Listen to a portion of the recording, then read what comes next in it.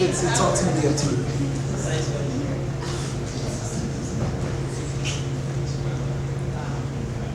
A praise poem for Black Twitter. The dominant narrative is but a 33 record crime for your needle.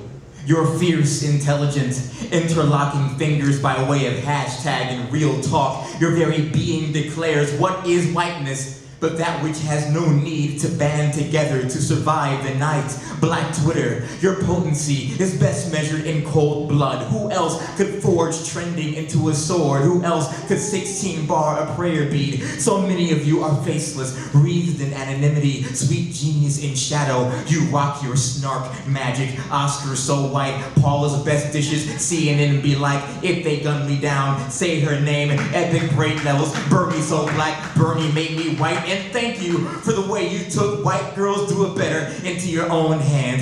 Held it hostage like a blood-soaked Rihanna demanding her money. Black Twitter, you limitless prism.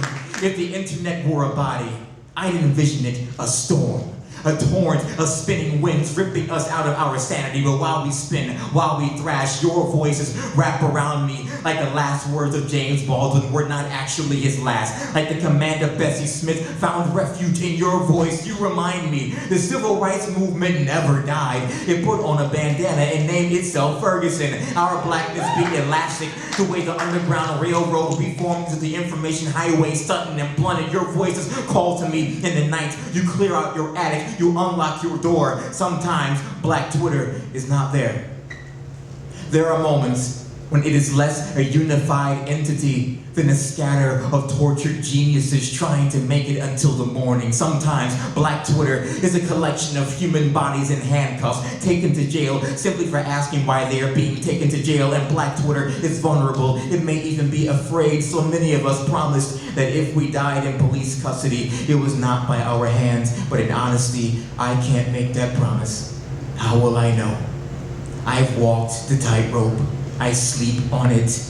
I know the decision can change in the millisecond, a heartbeat, the terror of defeat by our own fragility. This too is our beauty. When no hashtag can be posted online, when left to the silence of a 10 by 15 cell, you begin drafting a letter from Ferguson jail, and it may not become famous. It may not become required reading in 50 years, but you will still be there to speak it. You will survive all attempts to end your silence, and you know 2 cells down, your fellow warrior will do the same, and the next, and the next, and the next, and somehow you are all gleaming, you are all laughing in some corner of your body. You cannot wait to get out of this motherfucker, reclaim the sun on your skin, swarm each other with bruised arms, band as one family, one house, shout out dear whiteness, bear witness to sorrow turned up to the way we survive by laughing the night.